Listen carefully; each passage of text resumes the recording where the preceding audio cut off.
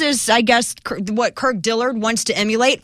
I can't believe that the GOP would even allow this guy to put an R next to his name while campaigning in the primaries, because this type of guy is exactly what is wrong with the Republican Party. And I certainly don't want to see all of the good people over in Illinois be disserved in such a way by having to go by being scozophobed, because that's exactly what this guy is. Quite honestly. You know, and I'm not just saying that because I think Kirk Dillard and Didi Skozafava bear some kind of physical resemblance. I understand that that's very mean to say so, even if I think it. But I mean, just generally, they seem to be cut of the same cloth. So in looking at some of the other contenders for the Republican primary, one of the people that has caught my eye, and definitely the eye of many others, is Mr. Adam Andrzejewski. And he is running as a Republican for the governor's office over in Illinois. And Adam, thanks so much for joining me tonight. You have been so incredibly busy, and I know you have a full plate this evening as well. Well, Dana, we're on a statewide tour. In 3 days, we're going to visit 30 towns here in Illinois, and towns that are historically forgotten in the governor's races. These are small towns, towns that have a repository of principles and values, the same principles and values that I'm running on for governor of Illinois. We just left Dixon. Dixon's the boyhood home of Ronald Reagan. And it was good enough for Ronald Reagan to bring down communism without firing a shot. And I submit to you that it's going to be good enough to bring down the Illinois political machine. Now, you seem to me like such a breath of fresh air, you know, because I've been watching some of the stuff you've been doing. I've been checking out where you stand on the issues. And you really put it all out there. And I mean, how has it been running up against somebody like Kirk Dillard and some of these other people that seem to be sort of protected by the establishment? Well, I call my 6 opponents the 6 insiders, and I'm the one outsider running against them. So they're the redcoats. We're the ragtag bunch of warriors, but it was good enough for George Washington, and it's going to be good enough for victory in this race as well. And thank God for the people of Massachusetts for leading. Who would have thought that the people of Massachusetts would have saved America? Oh, absolutely. Yeah. What do you think about the Scott Brown race? I mean, do you think that his victory is going to be opening doors for candidates like yourself all across the country? Well, his campaign, and I've said it from the beginning, I've been on the campaign trail for the last 11 months. I've put 50,000 miles on my black truck. I'm the only candidate that's driving a black truck, and it's full of gas. Excellent. So, now, do you have trash in the floorboard like he did? We do. Actually, right before this tour, because that vehicle chases the bus, 2 bags of trash I threw away from my vehicle. We cleaned it up for the first time in about 2 weeks. We're working really hard. Keeping it real. I love it. That's so great.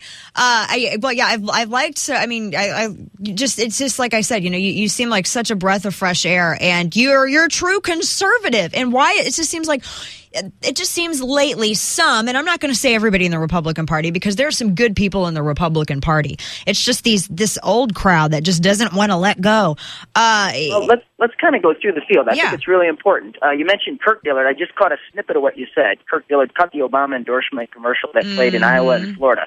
That's one guy that I'm running against. I mean, there's more in this race. It's literally 6 insiders. We got Jim Ryan. He's the former Attorney General of the state of Illinois. And one of his top fundraisers, you see, he ran for governor against Rod Blagojevich in 2002. And the chairman of his finance committee, his name was Stuart Levine. And he gave Stuart Levine his start in politics. That guy sits in jail right now for corruption underneath Blagojevich. But it's more than that. I'm running against the former party chairman, Annie McKenna, of this party. And Annie McKenna is going to spend $5 million on this race in Illinois. And Annie McKenna just apologized for misappropriating $24,000 of party funds for personal gain. Oh, my word. I'm running against a PR consultant whose power base comes from Cicero. He says he's going to turn Springfield upside down, but he wasn't even able to turn Cicero upside down. He's no reformer. But, you know, everybody's running on strong rhetoric, and I'm running on strong policy. And I think in this election cycle, the people of Illinois, they're not going to be snowed. You can't fool them. They're paying attention, and I've banked to run for governor on that basis.